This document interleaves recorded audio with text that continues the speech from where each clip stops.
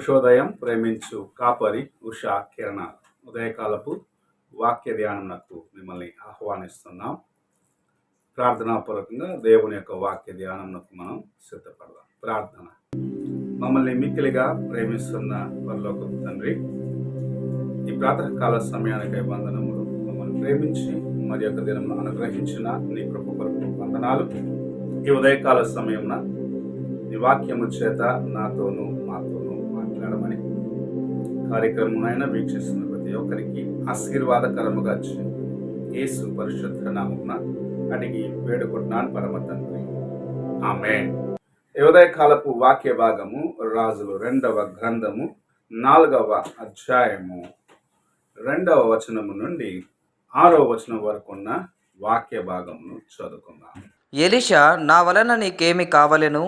నీ ఇంటిలో ఏమి ఉన్నదో అది నాకు తెలియజెప్పుమనెను.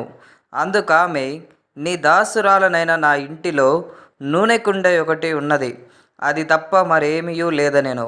అతడు, నీవు బయటికి పోయి నీ ఇరుగు పొరుగు వారందరి యొద్ద దొరకగలిగిన బట్టి పాత్రలన్నిటినీ ఎరువు తెచ్చుకొనుము. అప్పుడు నీవు నీ ఇంటిలోనికి వచ్చి నీవును నీ కుమారులను లోపల నుండి తలుపు మూసి ఆ పాత్రలన్నిటిలో నూనె పోసి నిండినవి ఒకతట్టున ఉంచుమని ఆమెతో సెలవీయగా, ఆమె అతని యొద్ద నుండి పోయి తానును కుమారులను లోపలి నుండి తలుపు మూసి కుమారులు తెచ్చిన పాత్రలలో నూనె పోసెను. ఆ పాత్రలన్నీ నిండిన తర్వాత ఇంకా పాత్రలు తెమ్మని ఆమె తన కుమారునితో చెప్పగా, వాడు మరి ఏమీ లేవని చెప్పెను. అంతలో నూనె నిలిచిపోయెను. మనము చదివిన వాక్య భాగంలో ప్రవక్తల శిష్యుల కుమారుల్లో ఒక వ్యక్తి యొక్క భార్య, అతడు చనిపోయిన తర్వాత అప్పుల వారు ఆమె యొక్క 2 కుమారులను తీసుకొని వెళ్ళేదానికి వచ్చినప్పుడు ప్రవక్త అయిన ఎలీషా దగ్గరకు వచ్చి ఆమె యొక్క అవసరతను, ఆమె యొక్క పరిస్థితిని చెప్పుకునే కార్యమును చూడగలము.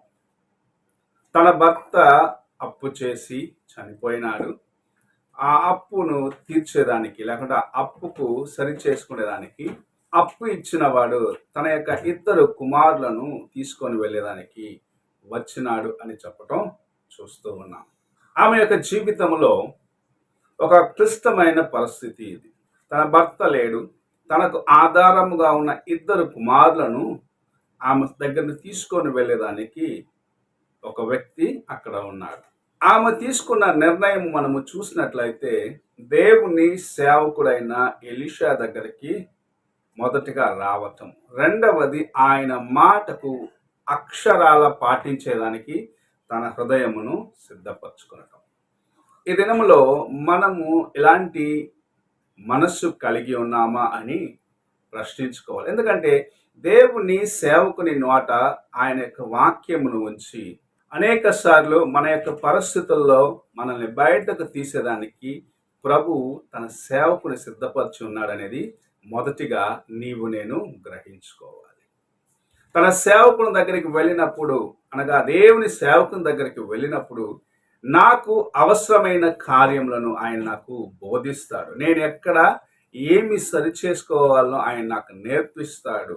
నా జీవితంలో బాగు చేసుకునేది తగిన రీతిగా నన్ను హెచ్చరిస్తాడు. నాకు కావాల్సిన హెచ్చరికలు ఇస్తాడని దేవుని సేవకుని ఎదుటకు వెళ్ళటానికి మనము సిద్ధముగా ఉండాలనే దానికి ఇది ఒక మంచి నిదర్శనగా ఉన్నది.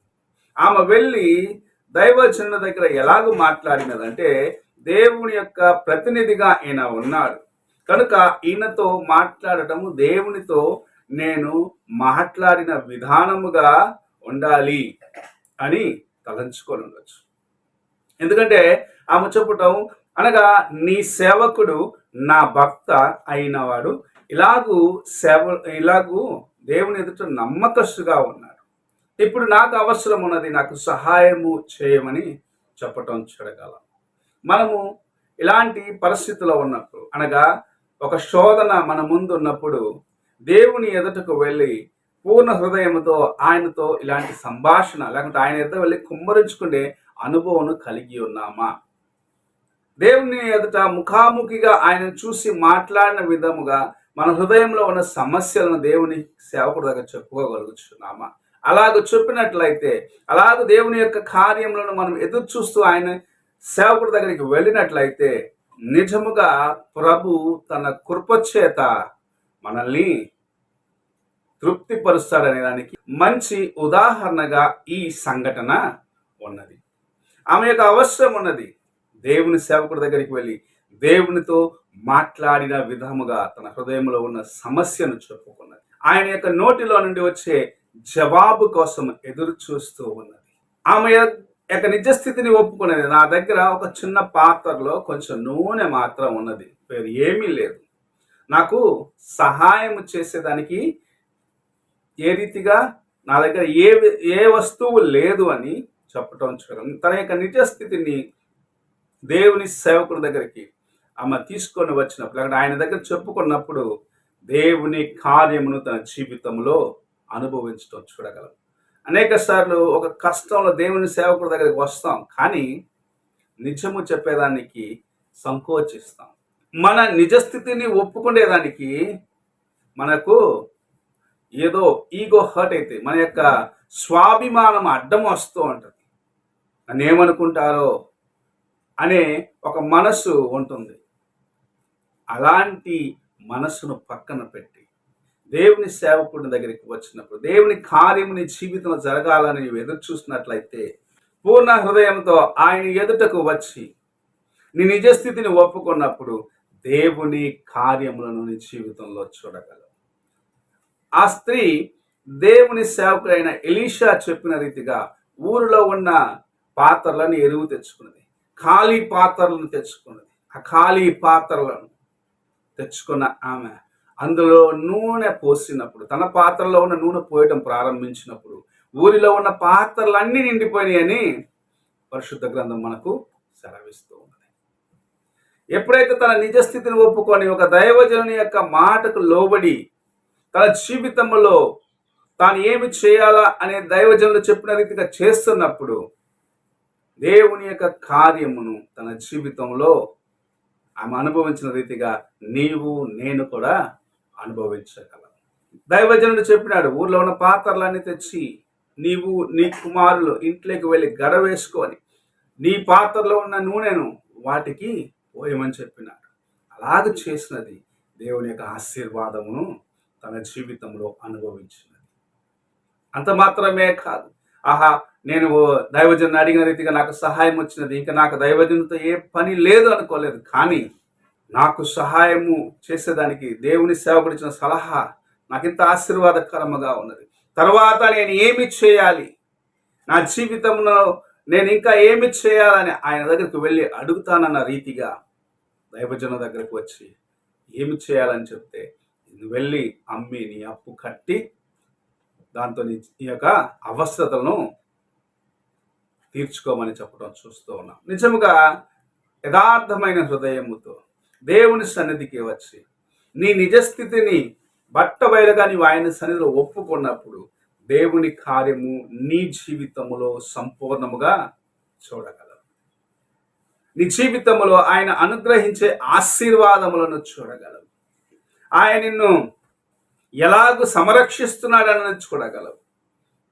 నీవు దేవుని ఎదుట నీ హృదయమును యథార్థముగా కాపాడుకునేదానికి ప్రతిదినం ప్రయత్నించు. నీవు దేవుని ఎదుటకు వచ్చినప్పుడు ఏదైనా రహస్యమును దాచిపెట్టుకున్నట్లయితే, దేవుని సన్నిధిలో రహస్యములను పెట్టుకున్నట్లయితే, నిజముగా దేవుని యొక్క ఆశీర్వాదమును నీవు నీ జీవితంలో అనుభవించలేవు.